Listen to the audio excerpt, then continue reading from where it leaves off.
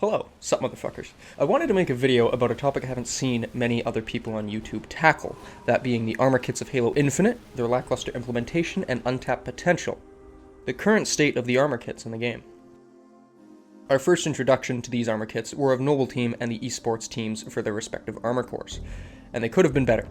The armor kits for the Mark V-B are not an accurate representation of all of the Noble Team members. They're missing many of their unique aspects that separate them from other Spartans, such as some of the members, like June, Emil, and Carter, having unique upper arm and thigh stripes, which is not possible or applied using their corresponding coatings in the game, as it stands. They're also missing their special armor permutations, like June's knife on his right shoulder, or George's thicker forearm and shin armor. Also, this is more of a nitpick, but Emil's security shoulder isn't quite the same shade of red, and it looks a bit off compared to the original character, but it is being represented through a different game with a different lighting engine, so it makes sense why it would be different, so I'm just kind of being an asshole picking that out. But it still stands, if I want to be a dick, and I don't want to. As they currently stand, armor kits exist as preset combinations that are possible without the kits, such as some sets, like June and Kat, can be made with the items on hand from the Season 1 Battle Pass. For the kits to be worthwhile, they need to add something more and something not possible outside of them. The kits can also feel especially restrictive because it doesn't even leave the player the ability to change the emblem on the chest or even the armor effects. This also applies to weapons using their kits. They can't equip kill effects or weapon attachments, and what's stopping the player from equipping them? I mean, it's just the button's right there. I know the coatings can apply to them, just the button's grayed out because someone decided to make the button gray.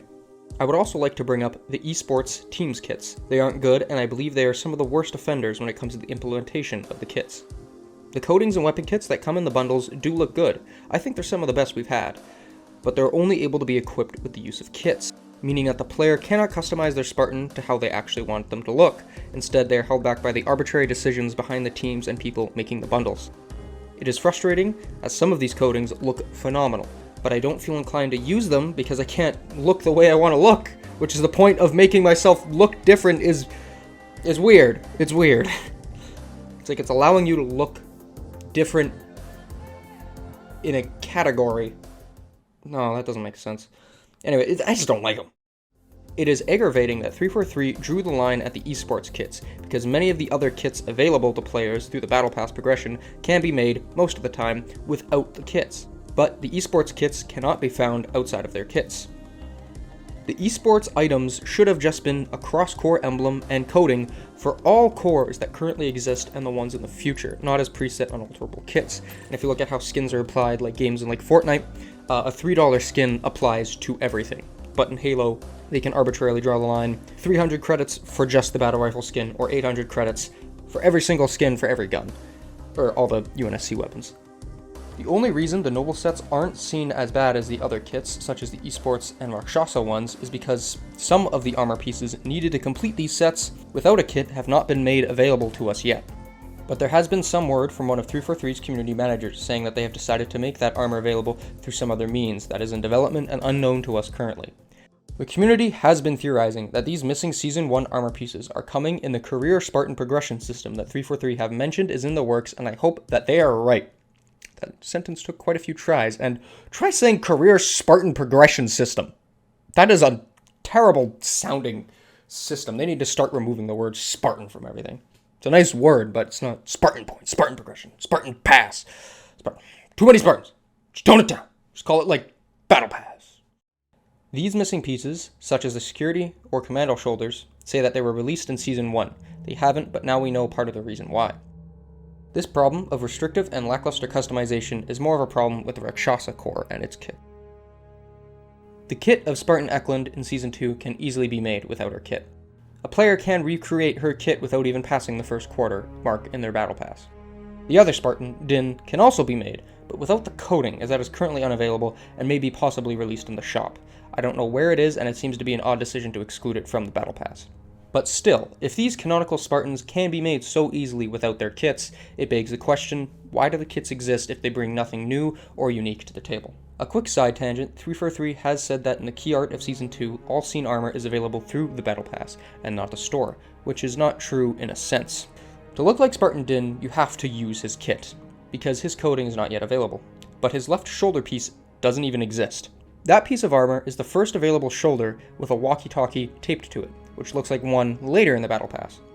I'm not sure what happened here, but I haven't seen anyone else point it out. I'll give 343 the pass on their statement about the availability of the key art armor, because it is possible there was a miscommunication between teams internally, and if you do think along the lines of a smartass, it does make sense that the customization items are available, but only through a kit. You can't individually take it apart, but you can still equip it. Anyway, the purpose of the kits could have been replaced by a separate tab in-game where players can look at the lore and details of things in the Halo universe, mainly characters, like what they have on Halo Waypoint or a mini version of the Halo Encyclopedia. These tabs and pages could even have a panel or button to see or equip the armor that these characters use. It could streamline all of the lore and storytelling into pages and tabs in the game instead of going through external websites or books. I know they have also started bringing in more of story for the fracture events in a choose-your-own-adventure style, and they could even try implementing the voting system instead of on Twitter and YouTube community pages into a page in-game. This idea and concept might be a tall order for the dev team to do, but hey, I can dream. It feels like the current kits just take up space in the Battle Pass and for some reason are given a high rarity, which already means nothing in terms of the systems that Halo Infinite uses to distinguish its customization pieces. Inspiration for a better system. One game that Halo could take some notes from to improve their armor kits is For Honor. Although the two games have little to no gameplay overlap and tonal similarities are drastic, Halo can still take inspiration from another game in the industry. The system that For Honor added back at the start of its 6th year was the function of hero skins. These hero skins should be what armor kits strive to be. Although the way For Honor has made the skins look and priced is debatable, but certain aspects and its potential should be respected.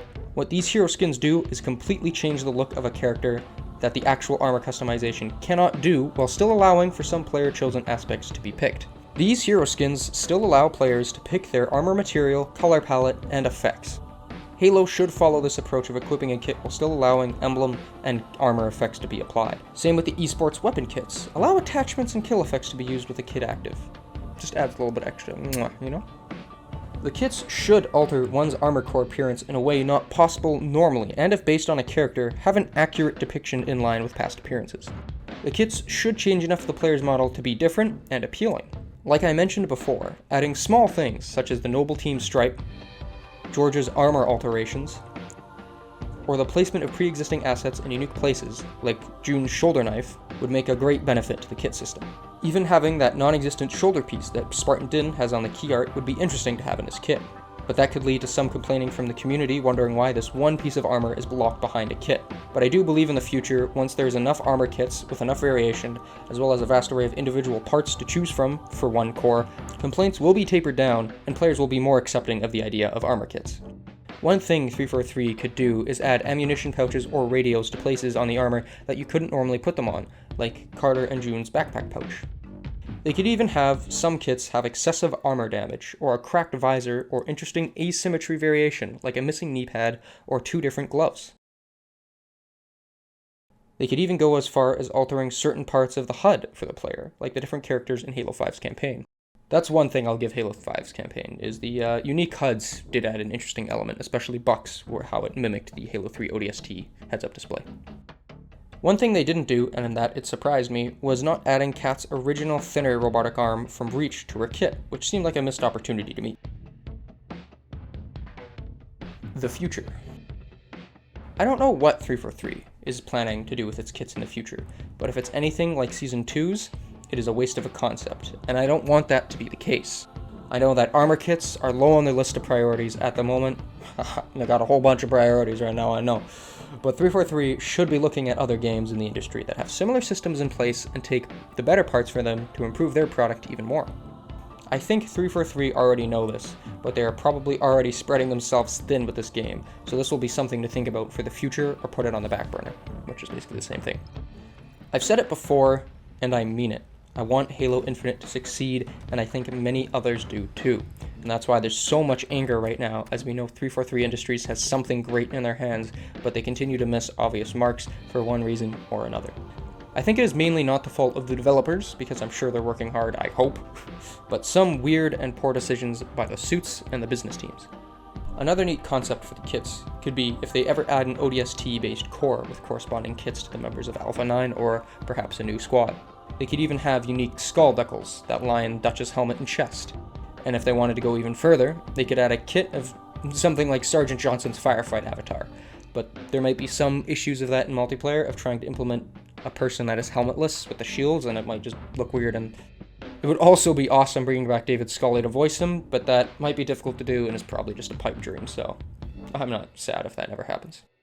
When I first heard of kits, I thought they sounded quite interesting and held a lot of potential, and I still think they do, if 343 can turn that system around from its current state. But the way they are now, the kits bring no intrigue or interest for most players.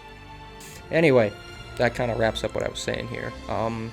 Thank you for watching this far, and if you have any ideas, questions, comments, concerns, or even if we could get a bit of a discussion going on about your thoughts about the current state and implementation of armor kits, or what the future holds, or unique ideas you have for them, you can leave them in the comment section if you like. My bad. If you feel like it, you don't have to. If I reply, I might reply. I'm more of a lurker. I just kind of post these things and then look away. But thanks for watching, and take care.